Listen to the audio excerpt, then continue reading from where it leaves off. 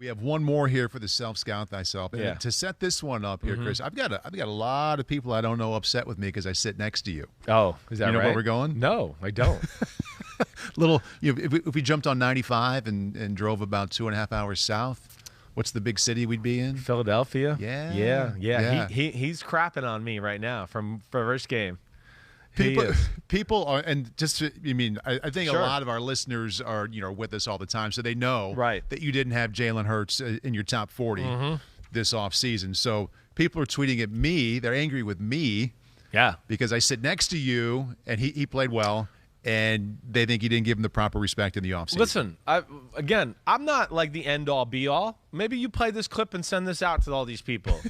I'm going to sit here and tell you when I'm wrong. I don't think I'm going to be right about every evaluation. I do 97 zillion evaluations throughout the year. Every now and then I'll be 969 zillion correct and one wrong. No, I'm just joking. He did. He looked really good. Yeah. He looked good in the preseason, just in the 10 snaps. Right. I did like the way to look. Hey, I picked Philadelphia to win this football game. Yeah. Just so people will know that right off the bat. Yeah. But the way he controlled the football certainly was good. The ball placement throughout the day. I don't go, wow, what a laser, wow, what a spiral. But the ball is always right there where it needs to be. Right. And then, of course, his ability to make plays outside of the pocket, like the touchdown before the end of the first half. That's special what he brings to their football team. And here's the thing I'll say, too.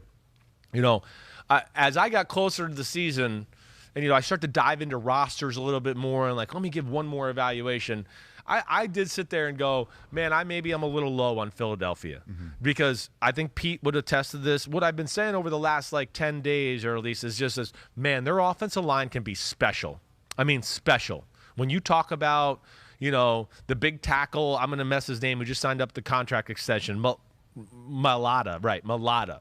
You got Kelsey. You got Brandon Brooks back healthy. Lane Johnson. I want to go, that's one of the better groups I can talk about in football. So they can protect him, but they also, because of that group, they're going to make some defenses go, damn, we got to put an extra guy in the box. They're going to blow us off. They ran the ball a few times yesterday, and the Atlanta Falcons, their whole front four was 4 yards down the field. Yeah. They got pushed the around. So I really liked it. I really did. And I'm rooting for Jalen Hurts. I know everybody thinks I didn't make him my top 40. Yeah, it looks like I'm wrong right now. And I'll go down on Philadelphia Sports Radio and say, I messed that one up. He looked really good. He really did. It's a great throw. It's a one game. I get it. But, even the throw to Devontae Smith for the touchdown, just the right trajectory. Excuse me, I'm drooling. Right ball. And the other thing, too, is I'm a believer in the offensive scheme. I'm a huge Shane Steichen fan, the offensive coordinator there, who came from the Chargers last year with Justin Herbert. I'm a huge fan of his. To me, he is going to be a head coach here in the next few years. And then Nick Sirianni, I'm the same way. I didn't love his first few press conferences with the team. Right. I went like, well, that was a little weird. But what I've known from him on the offensive side of the ball, I like that too. So if they can have a little element of creativity and then dominate the line of scrimmage like they did yesterday, Philadelphia might be able to surprise some people. And that goes to their defense too. Their D-line is another unit where I went, I think I might have underrated, how they're going to be able to push people around on both sides of the ball. And you saw yesterday, Falcons aren't ready for Tennessee Titans Derrick Henry football yet. They're not built for it. They got their asses whooped. Matt Ryan was under duress. And, it's going to be – I think it's going to be a tough year for the Falcons. I don't see it.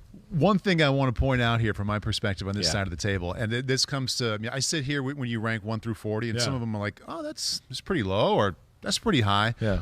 One thing he does is put in the work, but the second thing is he's happy for everybody's success. Yeah, I know that from being around him for the last 3 years. So as much as people get angry, and let's just talk in the abstract about any kind of ranking, whether it's Jalen Hurts or anybody being too high or too low, I know that you go home and feel good about these guys when they play. You feel happy for them because you have a perspective on how difficult it is to do that. Definitely. So, keep that in mind as you pat him on the back or hate him, whatever it is. I know that you are happy for these guys when they do well. I really am. I'll tell you the other aspect that I love. Jalen Hurts is he's a leader of men. That's where it jumps out to me about him.